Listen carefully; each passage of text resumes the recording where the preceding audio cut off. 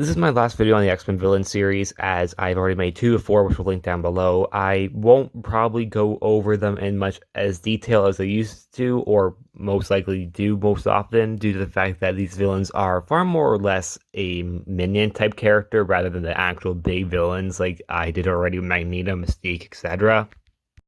Starting off with Azazel, I personally thought the character was lacking a lot of what he does have in the comics, like being the father of Nightcrawler, which honestly I think really hurts the character due to the fact that he comes across as just a red Nightcrawler, despite the fact that he's meant to be his father, but because he's not his father in the movies, he just comes across as a copycat.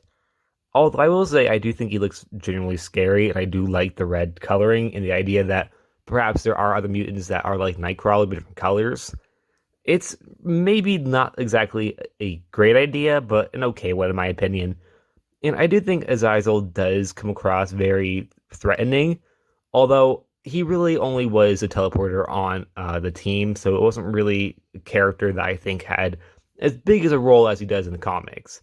Although, in all fairness, I never really liked the character from the comics either. I really dislike the idea that Nightcrawler's father is Azazel due to the fact that it was originally meant to be Mystique and Destiny, which I think is a much better idea than just a random guy who can teleport.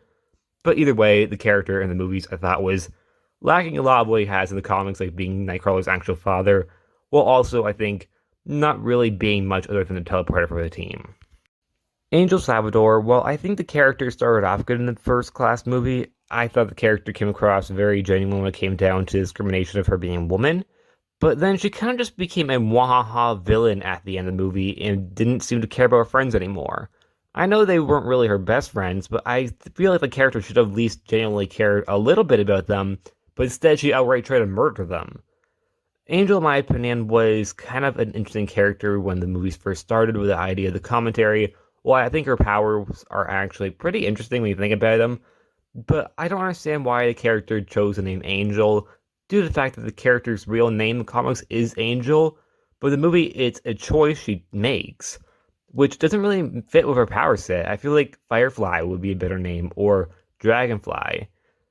I really do feel like Zoe Kravitz did the best she could with the role, and I think Zoe Kravitz is a great actress, but this character, in my opinion, just turned into a mwahaha villain with real no motivation at all, which in my opinion was kind of a waste, as I think she could have been an actual cool threat. Angel, and last thing, I thought Angel was, in my opinion, unnecessary to the plot. He really was like a last minute character addition. While in X-Men Apocalypse, I thought the character was improved and did look like the character. However, he didn't act like anything like Angel from the comics.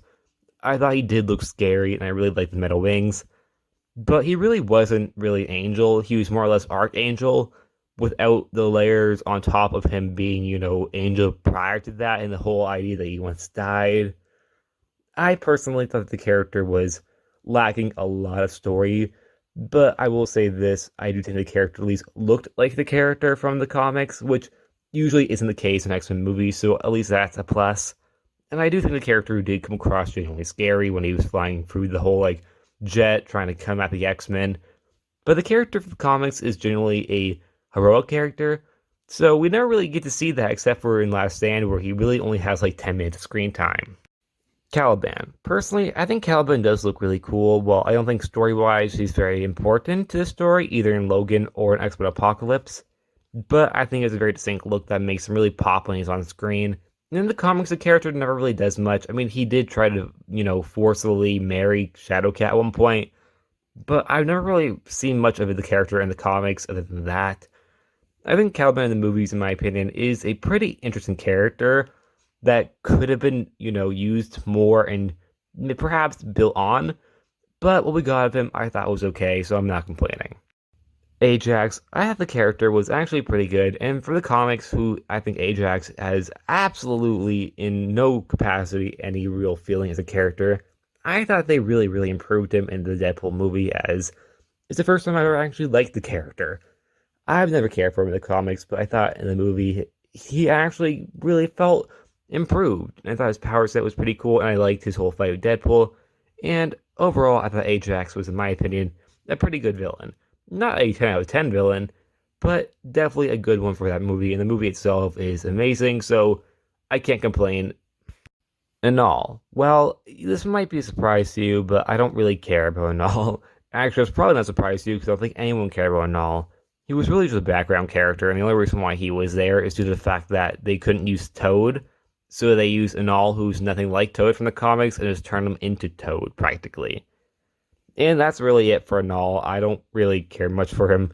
I guess his jumping was okay. I don't really care at all for him. He appeared in Last Stand, pretty much in the background, but he did exist, so I had to talk about him. Quill, I personally think Quill does look really cool when he has his quills out, but other than that, his character was really nothing but a henchman. But I will say this, I think the character does look like the character in the comics, but perhaps even better. And I do like his powers, that I think it's pretty cool. But I know a lot of people would think it's kind of stupid, which, yeah, I can understand why you could think it's kind of stupid. But I do think visually it does look interesting, and when you think about it, the idea of all mutants having great powers is not really realistic, so I think the idea of a character having kind of a stupid power is kind of makes sense when you think about it. Strycker.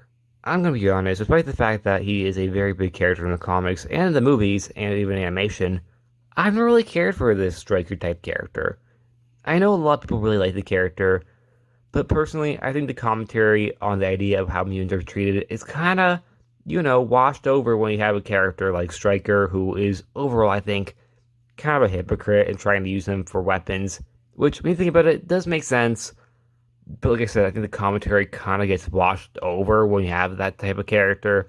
And I think Magneto already kind of fits the bill when it comes down to trying to use mutants as weapons. So I don't really see Stryker that much as a huge character. I understand he's very important to the story, and without him, a lot of things wouldn't actually have happened. So I am thankful for the character in that regard. But in honesty, I would have much rather have a different X-Men villain in place of Stryker in X-Men 2, because I would have liked to see maybe more Magneto rather than, a random guy. Anyways, like always, please like, subscribe, and I'll see you guys next time. Bye.